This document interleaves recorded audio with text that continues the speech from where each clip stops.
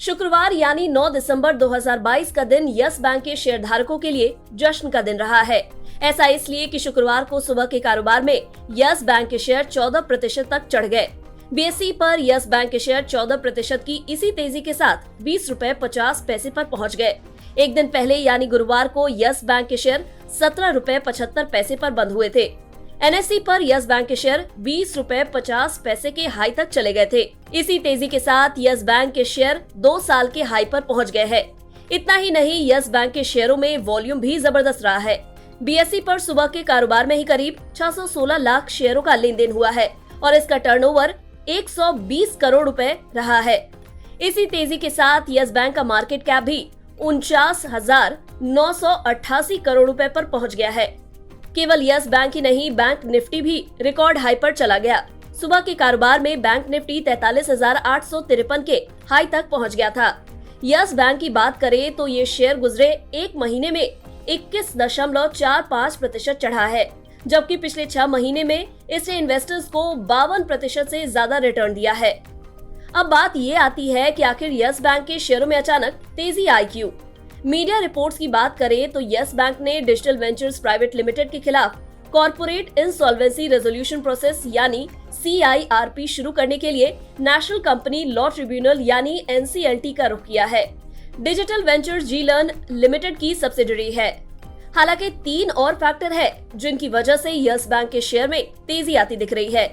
पहला तो इसी महीने की शुरुआत में रिजर्व बैंक ने 2 private equity investors Carlisle group और एडवेंट इंटरनेशनल को यस बैंक में 9.99% तक स्टेक लेने की शर्तिया मंजूरी दे दी थी।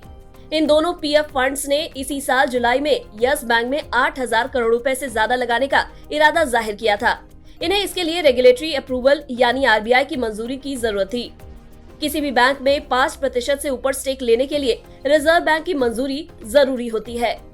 29 जुलाई को यस बैंक के बोर्ड ने 8,898 करोड़ रुपए के शेयर और वारंट्स कार्लाइल ग्रुप और एडवेंट इंटरनेशनल को बेचने की मंजूरी दी थी। 24 अगस्त को इस प्रस्ताव पर शेयर होल्डर्स ने भी मुहर लगा दी। इस डील से ही कंपनी के शेयरधारकों में उत्साह का माहौल है और यस बैंक में बुलिश ट्रेंड बना हुआ है। इसके अलावा दूसरा बड़ा फैक्टर बैंकिंग स्टॉक्स में ही आ रही तेजी है। ऐसे समझ लीजिए कि गुजरे 6 महीने में बैंक निफ्टी 24% से ज्यादा चढ़ा है। ज्यादातर बैंक स्टॉक्स तेजी की राह पर है और इनमें यस बैंक भी शामिल है। इसके अलावा तीसरा फैक्टर है यस बैंक के स्ट्रेस्ड एसेट्स की बिक्री का मसला। सितंबर 2022 में यस बैंक के बोर्ड ने JC फ्लावर्स ARC के स्विस चैलेंज ऑक्शन प्रोसेस के विजेता के तौर पर मंजूरी दे दी थी। साथ ही करीब 48,000 करोड़ रुपए की स्ट्रेस एसेट्स को JC फ्लावर्स ARC को बेचने को हरी झंडी दे दी थी। इस डील को घरेलू बाजार में स्ट्रेस एसेट्स की सबसे बड़े सौदे के तौर पर माना जा रहा है। बैंक के बोर्ड ने JC फ्लावर्स ARC में 19.99% तक स्टेक लेने को भी मंजूरी दी थी। हालांकि इसके लिए भी रेगुलेटरी अप्रूवल लिया जाना है। अगर यस बैंक के रिजल्ट्स की बात करें तो जुलाई से सितंबर 2022 तिमाही में यस बैंक का नेट प्रॉफिट सालाना आधार पर 32% गिरकर 153 करोड़ रुपए रहा है। एक साल पहले इसी अवधि में बैंक का मुनाफा 225 करोड़ रुपए रहा था। हालांकि दूसरी तिमाही में बैंक की नेट इंटरेस्ट इनकम सालाना आधार पर 32% बढ़कर 1,991 करोड़ रुपए पर पहुंच गई, जो पिछले साल की इसी तिमाही में 1,512 करोड़ रुपए थी। इसी अवधि में बैंक का net interest margin 40 basis point बढ़कर 2.6% पर पहुंच गया। कुल मिलाकर यस बैंक के शेयरधारकों की शुक्रवार को मौज हो गई। अब देखने वाली बात ये होगी कि क्या आने वाले दिनों में भी इसमें तेजी रहती है या नहीं।